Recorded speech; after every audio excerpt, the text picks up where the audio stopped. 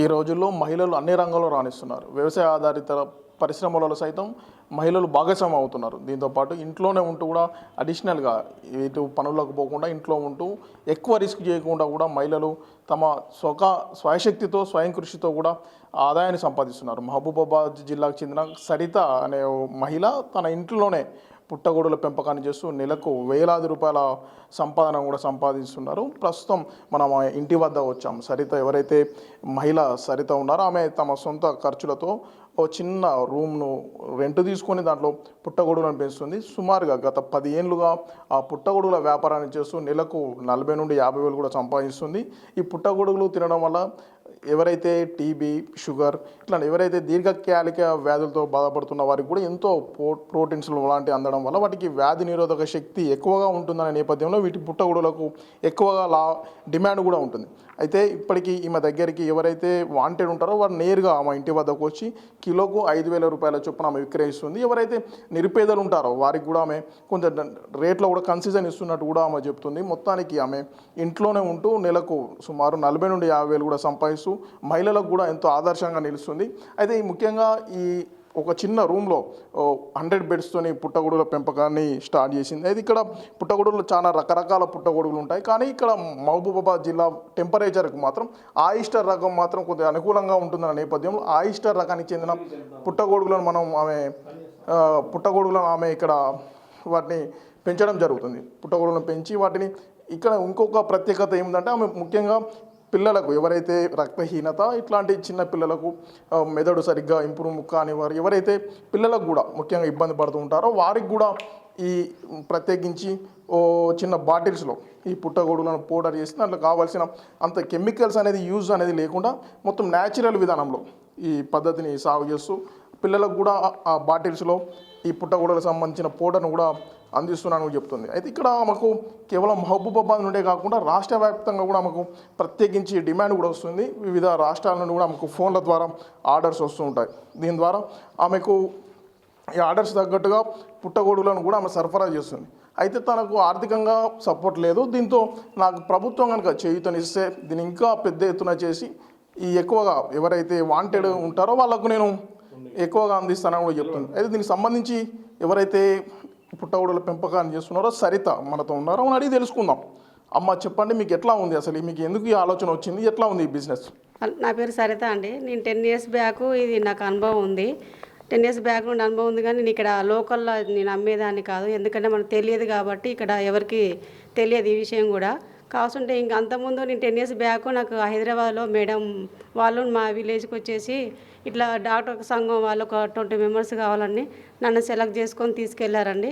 వెళ్ళి అప్పుడు హైదరాబాద్లో నాకు ట్రైనింగ్ ఇచ్చారు. అంతమంది 40 మెంబర్స్లో నన్ను సెలెక్ట్ చేసుకొని నేను సెలెక్ట్ అయిన తర్వాత మళ్ళీ నాకు ప్రత్యేకంగా వారం రోజులు ట్రైనింగ్ ఇవ్వడం జరిగింది.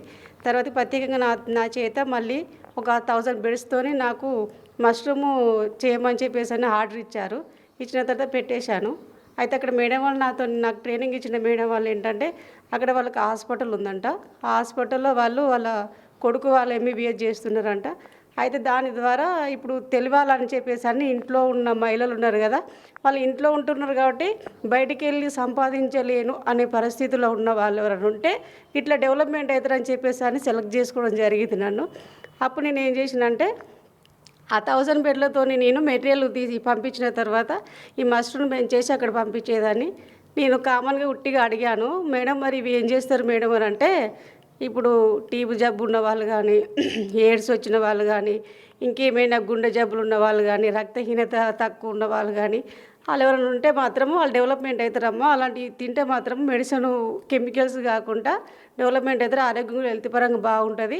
మళ్ళీ అందులో ఒకటి ఏంటంటే మెడిసిన్తో ఈ మష్రూమ్తో మెడిసిన్ తయారు చేస్తారంట అక్కడ. అందువల్ల నన్ను ఈ 10 ఇయర్స్ బ్యాక్లో అక్కడికే తీసుకెళ్లారు. నేను చేసిన ప్రతిదీ మష్రూమ్ వాళ్ళే తీసుకెళ్లారు. కానీ ఇప్పుడు నేను ఓన్గా సొంతంగా పెట్టుకున్నాను, ఎందుకంటే అనుభవం ఉంది కాబట్టి. అది కూడా నేను అప్పుడు 1000 బెడ్స్తో చేశాను, ఇప్పుడేమో ఒక 100 బెడ్స్తో చేశాను. 100 బెడ్స్తో నా సొంత ఓన్గా లోన్ తీసుకున్నాను నేను.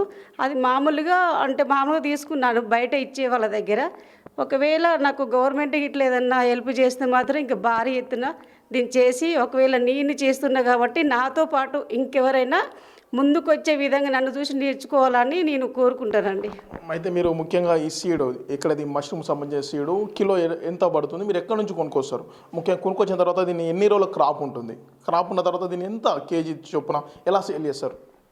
ఇదండి మష్రూమ్ పెట్టిన తర్వాత బెడ్స్ చేసిన తర్వాత ఒక 1 మంత్ పడుతుందండి. 1 మంత్లో ఒక 30 డేస్ 25 డేస్ వచ్చిందంటే బెడ్స్ మొత్తం స్ప్రెడ్ అవుతుందండి, మొలకలు వస్తాయి. దాని ద్వారా బయటకు 1 మంత్ తర్వాత మష్రూమ్ వచ్చిన తర్వాత దాన్ని తెంపుతామండి. 1 కేజీసి మన లోకల్లో కాబట్టి పచ్చి కాబట్టి మనకు 1000 రూపీస్కి ఇచ్చేస్తాం. ఎందుకంటే అంత రేటు 1000 రూపీస్ అనొచ్చు, కావాల్సింటే చికెన్ మటన్ దాంట్లో మటన్ ఏటకూరల కన్నా ఎక్కువ విటమిన్స్ దీంట్లో ఉంటాయి. మీరు ఏ డాక్టర్ని అడిగినా కూడా చెప్తారు. ఇది దీంట్లో అబద్ధం చెప్పడం అనేది కూడా ఏమి ఉండదు. అంటే పచ్చి కిలో, మరి ఎండిన అయితే 5000 6000 అట్లా ఆ విధంగా ఎవరు తీసుకోపోతారు అట్లా?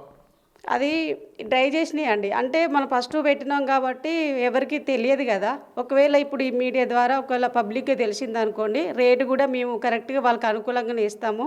ఈ డ్రై చేసినవి ఏంటంటే ఇప్పుడు చిన్నపిల్లలు ఉంటారు, వాళ్ళకు మెదడు కొంచెం బ్రెయిన్ తక్కువ ఉండి నత్తి మాట్లాడడం కానీ, మన నరాల వీక్నెస్ కానీ, నడవలేకపోవడం కానీ, అలాంటి వాళ్ళు కూడా పిల్లగాళ్ళకు మన బూస్ట్ లాగా అన్నట్టు బూస్ట్ లాగా పొడి చేసేసి పాలలో తాపిస్తే వాళ్ళు 1 మంత్లో కవర్ అవుతారు. మీరు వాడిన తర్వాత మీకే తెలుస్తుంది. అప్పుడు రిజల్ట్ వచ్చిన తర్వాత మీరు మమ్మల్ని అడగొచ్చండి. అంటే మీరు మొత్తానికి దీనికి ఈ 100 బెడ్కి సంబంధించి ఎంత పెట్టుబడి పెడతారు? మీకు 1 మంత్ తర్వాత ఎంత లాభం వస్తుంది?